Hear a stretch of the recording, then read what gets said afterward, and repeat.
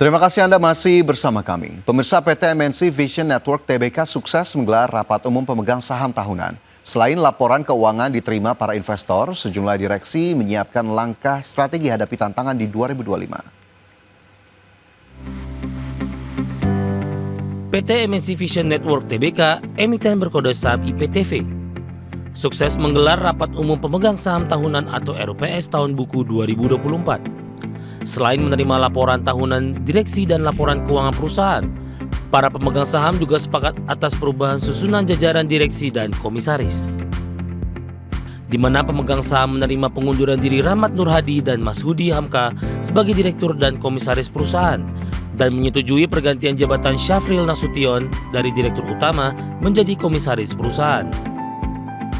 Sementara untuk nahkoda baru, pemegang saham menyetujui pengangkatan Endang Mayawati sebagai direktur utama dan Kevin Sanjaya sebagai direktur perusahaan serta Tito Sulistyo sebagai komisaris utama.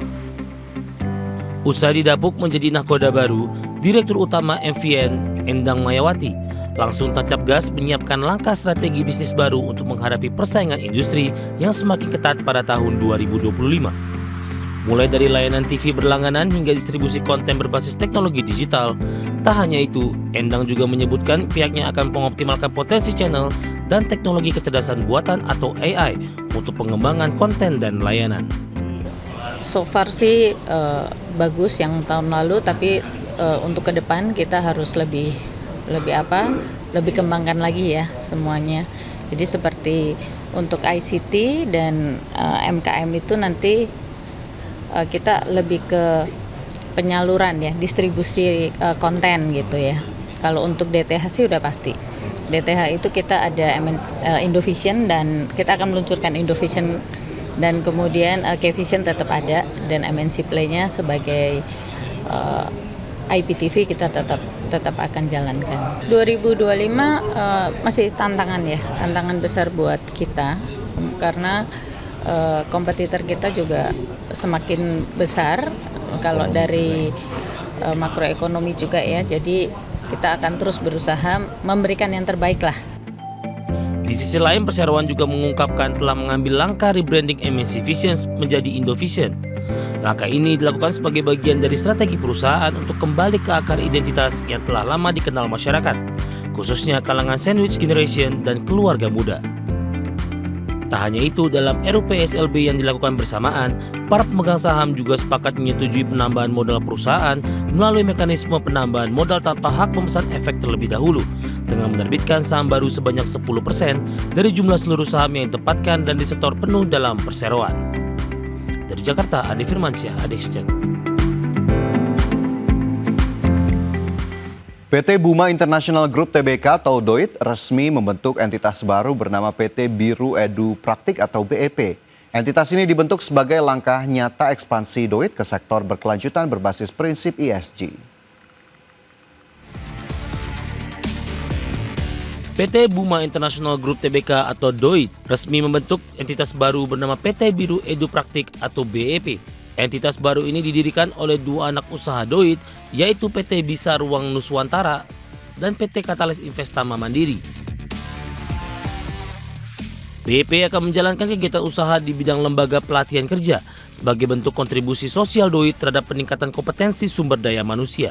Pendirian dilakukan pada 23 Juni 2025 sebagai bagian dari strategi jangka panjang perusahaan. Struktur kepemilikan saham PT BEP didominasi oleh Biru sebesar 99% dan sisanya dimiliki oleh KIM. Manajemen menegaskan langkah ini sejalan dengan misi memperkuat kontribusi pada prinsip lingkungan, sosial, dan tata kelola. Meski demikian, pendirian BEP tidak berdampak material terhadap kegiatan operasional atau kondisi keuangan DOIT saat ini.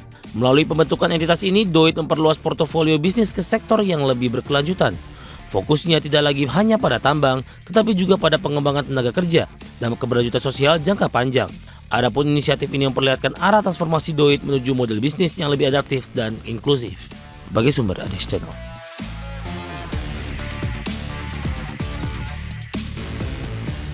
PT Ultra Jaya Milk Industry and Trading Company Tbk mengumumkan rencana pembelian kembali saham atau buyback senilai 1,45 triliun rupiah. Aksi korporasi ini bertujuan mendukung stabilitas, meningkatkan nilai pemegang saham, serta memperkuat struktur permodalan perusahaan. Produsen susu PT Ultra Jaya Milk Industry and Trading Company (TBK), emiten berkode saham ULTJ, berencana melakukan pembelian kembali saham atau buyback saham dengan alokasi dana senilai 1,45 triliun rupiah. Aksi korporasi ini sejalan dengan relaksasi buyback saham tanpa rapat umum pemegang saham yang diterapkan oleh Otoritas Jasa Keuangan. Corporate Secretary ULTJ, Helena Widayani, mengatakan aksi korporasi ini bertujuan mendukung stabilitas, meningkatkan nilai pemegang saham, serta memperkuat struktur permodalan perusahaan. Dalam keterangan resminya, Helena juga memastikan pembelian kembali saham ini tidak akan mempengaruhi arus kas operasional maupun kegiatan usaha ULTJ. Saham yang dibeli akan disimpan sebagai treasury stock untuk jangka waktu hingga 3 tahun, sesuai dengan ketentuan Peraturan Otoritas Jasa Keuangan Nomor 13 Tahun 2023 dan Nomor 29 Tahun 2023. Dengan alokasi dana itu, ULTJ akan membeli sebanyak-banyaknya 10% dari modal ditempatkan dan disetor perusahaan, atau sekitar 1,03 miliar lembar saham, dan proses buyback akan berlangsung mulai 25 Juni hingga 25 September 2025. Tim Liputan ADX Channel.